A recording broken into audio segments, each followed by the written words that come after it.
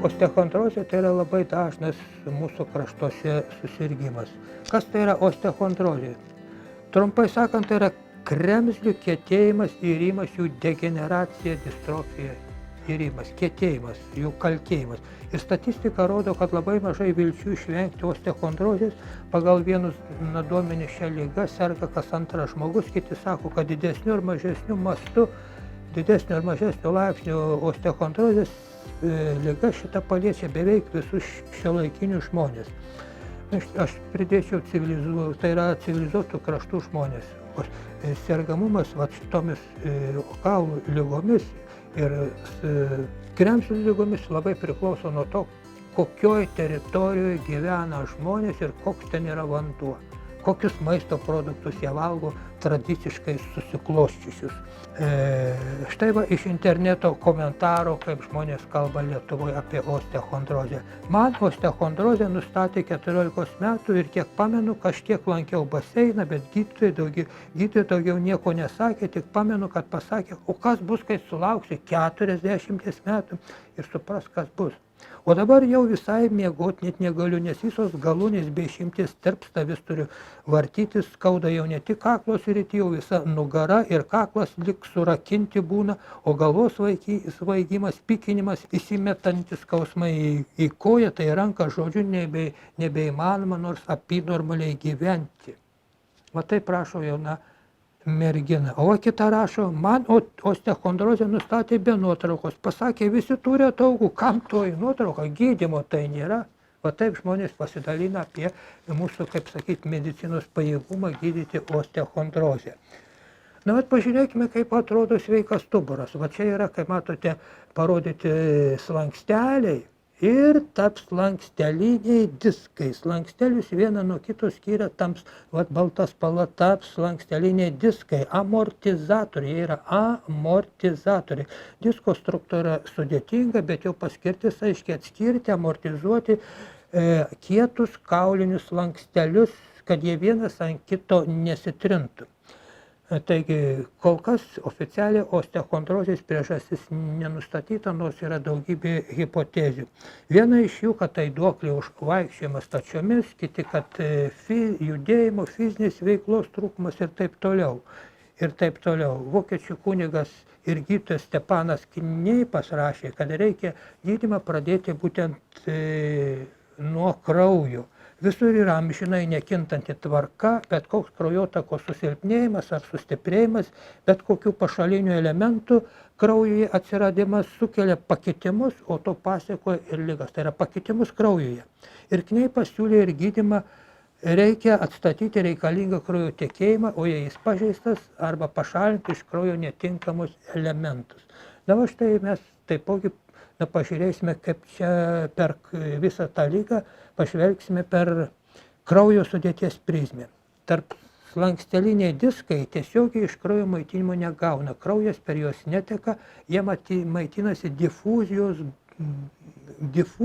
būdu iš aplinkinių ląstelių. Tai yra pusiau prievartiniu būdu. Tai vadinamas pasyvus maitinimas ir jeigu jokio sutrikimo nebūtų, jeigu kraujo sudėtis būtų tokia, kokia reikalinga kūnui, o kas negero yra kraujuje. Ir slankstelių minkštumas priklauso nuo juose esančio vandens, amortizacija. Ir vandenį lengvai sulaiko natrio jonai. Kažkur skaičiau, kad vienas natrio jonas sulaiko 40 molekulių vandens. Natrio kraujyje yra visada pakankamai, todėl jaunystėje diskai būna išprinkę ir spiroklingi. Tačiau kraujyje yra ir kalcio jonai. Va čia būtent kalcio jonai, kurių taipogi gali būti daug. Jie taipogi lengvai patenka į diskus, nors ne taip aktyviai kaip natrio jonai. Ir skirtingai nuo natrio, kuris laiko prie savęs vandenį. Kalcis vandens nelaiko, bet jį įstumia. Todėl į slankstelius, tarp slankstelinius diskus patekę kalcio jonai vandenį įstumia. Palaipsniui įstumia vandenį, o patys lieka diskuose, nes prievartinės kraujotakos diskuose nėra. Ir jeigu kalcio kraujyje yra daug, jeigu mes geriam kietą vandenį, taip ir būna, tai diskų supančiuose vandenyse kalcio perteklius taipogi yra didelis. Aplinkiniuose audiniuose yra didelis, taip dažniausiai ir būna. Ir kalciui kaupiantis diskuose, juose mažėja vandens, dėl to jie plonėja ir kietėja, todėl slanksteliai artėja vienas prie kito ir ima spausti per jų tarpus išeinančius nervus ir nervų spaudimas sukelia osteochondrozę lydinčius skausmus. Ir žinant osteochondrozės priežastį, galima ją gydyti. Va čia matome jau pakenktus tarp slankstelinius diskus. Va tai matote, viršutinis yra normalus diskas, jis yra storesnis, o štai yra degeneravęs diskas, jau yra, kaip matot, suplonėjęs ir susikraipęs, yra pasigaubęs diskas, įsiveržęs diskas, na, kaip matote, ta vadinamoji stuburo išvarža ir va dehidratavęs diskas jau vienas iš paskutinių, tai yra tai yra netekęs vandens. Matot, plonutis ir kietas ir jis jau nebespiruokliuoja. Ir va tai ir pradeda spausti tos nervus ir pradeda būtent spausti tos nervus, kurie išeina iš stuburo vidaus. Va čia, kaip matote, yra pavaizduoti nervai ir va štai kitoj pusėje, kaip matote, yra pavaizduotas, kaip sakyt, to disko, tarp slankstelinio disko suplonėjimas, jo pasisunkimas ir jisai pradeda spausti nervą ir atsiranda skausmas. Taigi, žinant osteochondrozės priežastį, galima ją gydyti, reikia sumažinti kalcio kiekį kraujuje. Tada kalcio perteklis esantis diskuose palaipsniui išeis į kraują, o jo vietą užims natris, kuris sugrąžins ir vandenį. Ir diskai vėl taps stori ir stangrūs. Taigi, va šita liga yra apgręžiama. Bet tik reikia žinoti, ką daryti. Jokie vaistai tai nepadės. Reikia pašalinti iš kraujo kalcį. O kaip pašalinti iš kraujo kalcį, reikia jo mažiau suvartoti. Jo būtent to kalcio reikia mažiau suvartoti. Mums siūlo visiems kalcio būtent papildus. Ir štai mano žmona turėjo prirašytą kalcio papildų, mes girdim šaukšteliais tą kreitą, tos kalcio sąnariai buvo išsukioti kauliniai. Ir kai pradėjom gerti pieno produktus, išjungėm, pradėjom gerti vandenį visiškai be kalcio, sąnariai atsistatė dar patiniam atstu ir viskas sugrįžo į savo vietas. Buvo du stuburo kompresiniai vadinamieji lūžiai, skausmai, kiekvieną dieną tepalais reikėjo trinti ir skausmai, su tramadoliu reikėjo leisti nuo stuburo skausmų. Po metų kitų visi skausmai praėjo, tramadolio nebereikėjo, nuskausminančių vaistų nebereikėjo, o apie tos kompresinius lūžius ir pamiršo ir taipogi nebesitikrino ir nuo osteoporozės, tai yra nuo kaulų retėjimo. Kai tik tai bent šiek tiek atsistatė, pakito kraujo terpė, tai yra kraujas pasistūmė į rūgštingumo pusę. Tarp slanksteliniai diskai tai yra gyvas, tai ne mechaninė amortizacija, tai yra gyvas audinys, kuris esant tinkamoms sąlygoms gali atsinaujinti ir atsistatyti. Taigi osteochondrozės galima ne tik išvengti, bet ir ją išgydyti, jeigu ji pasireiškia. Bet reikia žinoti, apie tai reikia žinoti. Minėtos knygos Kaip prailginti greitą gyvenimą autorius Nikolajus Druzjakas, jis pasidalino savo patirtimi. Sakė, man buvo 46 metai. Ir jau pradėjo skaudėti alkūnę, petį kažkur, dar ten kažkur tai sąnarius pradėjo skaudėti, kaklo osteochondrozės simptomus pradėjo jausti. Vargino ir druskų nusadimas alkūnėje. Na ir sako, jaučiau skausmą spausdamas ranką sąnariai. Sako, maitinausi saikingai, ryte stiklinė pieno su duona, per pietus pusę litro pieno su duona ir tik vakare kažkas stipresnė. Pieno produktus mėgau nuo vaikystės, galima sakyti, jos valgydamas užaugau.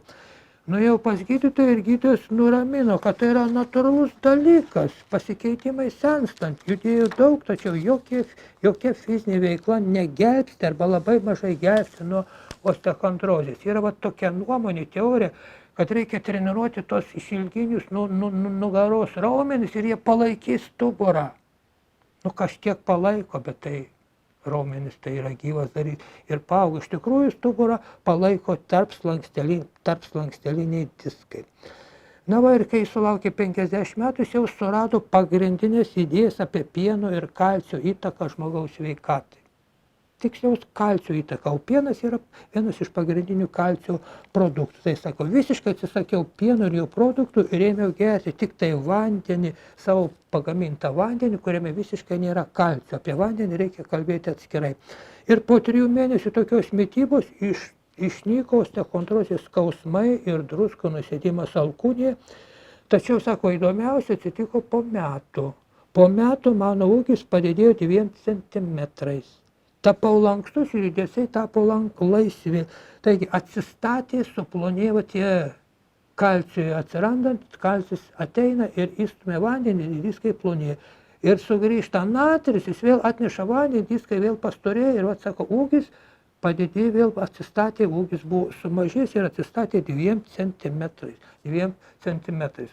Aš, pavyzdžiui, nepasimatavau savo ūgio prieš pradėdamas gerti vandenį be kalcio, bet vienas mano bičiulis sakė, kad jis matavo ir kad jo ūgis taipogi padidėjo ar 1 arba 2 centimetrais, išjungus iš maisto kalcį ir taipogi vartojant vandenį be kalcio. Taigi tam tikrose vietovėse pati gamta apsaugo žmogų nuo šito galimo susirgimo, osteochondrozės. Pavyzdžiui, Japonijoje vanduo yra labai minkštas. Japonijoje kalcio vandenyje yra tik 3 mg iki 5. 3, 4 iki 5, nedaugiau. Ten Japonijoje nebuvo ir pieno produktų iki Antrojo pasaulinio karo, kol neatvažiavo amerikiečiai su savo kariniam bazėm ir neatvežė pieno produktų. Ir ten, todėl japonai gyvenantis Japonijoje neserga osteochondrozė. Ir ne veltui Japonija yra paprotys susitikus nusilenkti iki žemės. Pabandyk Lietuvoje tokį paprotį įvesti ypatingai seniems žmonėms. Mūsų kraštuose daugelio žmonių, senyvų žmonių nugara jau sukalkės ir tai daro kalcio pertekės kraujuje. Taigi, ir, kaip sakiau, sąnariuose nusėda druskos ir to priežastis yra kalcio, kurio druskos yra praktiškai netirpios ir taipogi šarmenėse būtent kraujas. Todėl osteochondrozę, artritą gydinti reikėtų taip, rūgštinti kraują ir mažinti su vandeniu ir su maistu suvartojimo kalcio kiekį. Tad aš kiek galėdamas išjungiu iš savo mitybos kalcį, vandenį visiškai be kalcio, pieno produktų nevartoju. Kažkiek tai ten su kitais produktais to kalcio patenka ir štai po 5 metų tokios, kaip sakėt, kalcio nemitybos, kai šalino iš mitybos visą kalcį kiekį ir nuėjau specialiai pasitikrinau kalcio kiekį kraujyje. Ir ką jūs manot, norma? Vadinasi, to kalcio yra pakankamai, mano, ten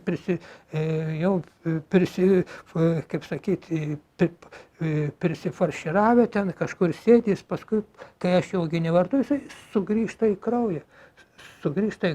Taigi aš pradėjau kalcio nevartoti, tai man buvo turbūt kokie 70 metų.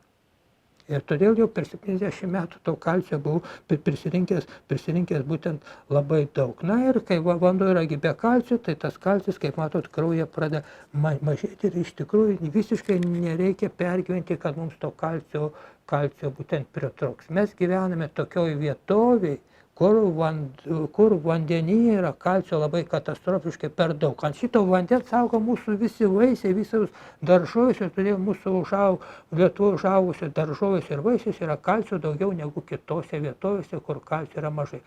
O va štai japonai niekadagi nevartojo anksčiau nei kalcio produktų ir osteochondrozė neserga ir kaulų jiems nelūžta ir va štai ir jiems kalcio nepritrūksta. Ir pas juos, ir ne tik pas juos, bet ir Turkijoje, kur yra minkštas vanduo, kalcio normos kraujyje yra gerokai mažesnės, pas mus net 3 didesnės, nes pas mus toks jau vidurkis dėl to, kad mes gyvename tame buvusios jūros dugne, kur kalcio yra per daug.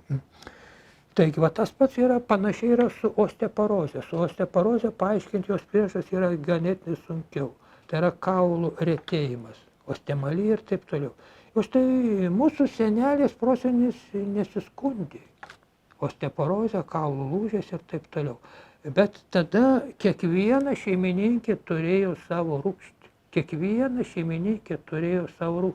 Veždavo, kaip sakyt, nuotaką į svečią šalį, į vyro namus, įveždavosi duonos kepalą ir sakydavo, veža marčios rūgštį, veža kraitvedžiai, veža marčios rūgštį, tai yra iškepta duonos kepalo. Duona buvo rūgšti. Duona buvo rūgšti. Kepdavo naminę raugintą duoną ir ją raugindavo 3-5 paras. Ir tada pieno rūgštis, rauginant šitą tešlą, minkant ją kiekvieną dieną, ji sumažina angliavandenių kiekį ir pieno rūgšties bakterijos pagamina pieno rūgšties ir sumažėja angliavandenių kiekis. Ir va toks mūsų mityba buvo anksčiau, iki antro pasaulinio karo, gerokai, kaip sakyti, labiau rūgštinanti kraują. Visi maisto produktai buvo nepramoniniu būdu apdorojami ir gerdom tos rūgšties raugintų produktų buvo suvartojama labai daug ir todėl osteoporozė būtent nebuvo kažkoks tai reikalas. Moteris pradėjo sirgti, skustis osteoporozę, pradėjo matuoti kaulų tankį, va čia po antro pasaulinio karo, kai kraujas pašarmėjo. Mano žmona taipogi vaikščiojau kiek metų, eidavau, kiekvienais metais darydavau kaulų tankio tyrimą. Buvo osteomalija, paskui osteoporozė vis didėjo ir tie skausmai tokie nei šiokie, nei tokie. O paskui, kai išmetėm kalcį ir kai pradėjom gerti vandenį be kalcio, savaime viskas susitvarkė. Savaime būtent viskas susitvarkė, pasirodo, be vaistų gali susitvarkyti vien tik tai su mityba. Todėl kai kurie specialistai sako, kad osteoporozė tai yra sutrikusi kalcio apykaita. Kaulų mineralizacija sutrinka, kai sutrinka kaulo apykaita, bet tada jį sutrinka, kai pasikeičia kraujo terpė, tai yra kraujo rūgštingumas, šarmingumas. Na va, ir tie japonai, kurie nuvažiuoja iš tėvynės į Ameriką, į Šiaurės Ameriką, o ten Šiaurės Amerikoje daugumo yra taipogi labai kietas vanduo. Ir jie ten pradeda maitintis amerikietiškai, gerti jų vandenį, taipogi jie pradeda sirgti osteochondrozę, kurią tėvynėje tiesiog net neserga. Taigi savo knygoje apie sveikos mitybos kenksmingumą japonų gydytojas žarnyno specialistas taip rašo. Va šitaip keistai skamba sveikos mitybos kenksmingumą. O tokių patarimų atseit sveikos mitybos yra labai daug, bet va japonų gydytojas rašo apie sveikos mitybos patarimų kenksmingumą. Va tai jis taip rašo. Daugelis produktų, kurie laikomi naudingi kabutėse, jie gali kenkti jūsų sveikatai. Pagal statistiką amerikiečiai kiekvieną dieną išgeria didžiulius kiekius pieno, o osteoporozė yra vos ne Amerikos nacionalinė nelaimė. Ir pats baisiausias paklydimas, tai paplitęs įsitikimas, kad pienas gelbsti nuo osteoporozės. Pienas yra vienas iš tokių kalcio šaltinių. Ir žmonės mano, kad su amžiumi kalcio atsargos senka, kad reikia gerti daugiau pieno, nes pieno kalcis yra geriau įsisavinamas negu kitų produktų. Ir tas japonas sako, grubi klaida, daugiau pieno tiesus kelias į osteoporozę. Ir kaip atsakiau, dėl tos priežasties anksčiau, kai japonai negėrė pieno, jie būtent nežinojo, kas yra osteoporozė. Tai va čia toks paprastas, kaip matote, gydymas, tai yra mityba, būtent keičiant mitybą ir visi šitie, kaip sakant, tos bėdos, kurios šiaip valgant ir maitinantis tradiciškai sukelia mums didžiulis gyvenime nepatogus skausmus, jos tarsi savaime išnyksta be jokių vaistų. Ir štai Amerikoje tai ką, siūlo taip pat keisti sąnarius. Buvau vienoje konferencijoje, kur kalbėjo apie sąnarių keitimą, kadangi nyksta kremzlė, reikia sąnarius keisti, yra 4 laipsniai, kaip sakyti, sąnarių pakeitimo. Amerikoje jau 2 laipsnių pakenkimas jau siūloma keisti sąnarius ir kelių, ir klubų. Nu, kam, sako, tau laukti? Vat dabar, sako, geriau pakeisim ir vat pakeičia vieną, pakeičia kitą ir va štai, o kad to sąnario keitimo nereikėtų, kremzlė galėtų puikiausiai atsistatyti, jeigu būtų pakeista mityba. Mano žmona taipogi buvo įstatyta į klubo sąnariams keisti eilę, bet kaip pakeitė mitybą, to visiškai neprireikė, išnyko pakeitus mityba. Tai vat mums siūlo kolageną, kaip sakant, vartoti su maisto papildais. Vartoti kažkokį tai ypatingą hialurono rūgštį. Na, aš pagalvoju, ir jį brangi, ir jos su maistu kažkur tai negausi, bet taip pasirodo pakanka kolageno gamybai, na, valgyti, padidinti rūgšties kiekį. Nu, kai kas sako, reikia želatiną ištirpinti ir paskui gerti, tai aš pridedu, kad reikia dar pridėti rūgšties, išgerti kartu rūgšties. Tai senų žmonių išmintis, valgo šaltieną ant stalo ir actas ant stalo. O šaltiena yra tas pats kolagenas, bet žmonės žino, kad tam, kad kolagenas gamintųsi, arba kad jis būtų pasisavintas, jau suvalgytas iš želė arba iš šaltienos, reikia rūgšties. Reikia rūgšties, tada jis geriau, tada būtent jis yra geriau pasisavinamas.